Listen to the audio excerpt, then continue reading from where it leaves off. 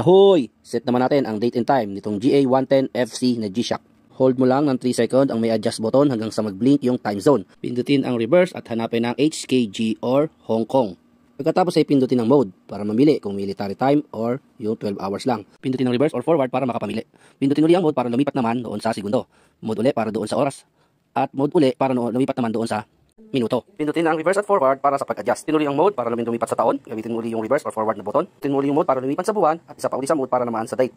Pindutin uli yung mode hanggang sa lumabas ulit tayo sa HKG and then pipindutin mo na yung adjust. Yan, nakaset na. Yung analog na kamay naman ang iset natin. This time, ang i-hold natin for 3 seconds ay yung forward.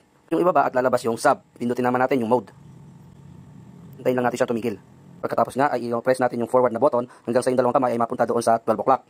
At dahil nga sa sumobra ko, pindutin natin yung reverse para bumalik doon sa 12 o'clock. Pagkatapos ay pindutin mo uli yung adjust para mag-sync na yung analog na time at saka yung digital. Antayin na lang natin siyang kusang humito at pagkatapos doon ay nakatime na ang ating G-Shock GA110.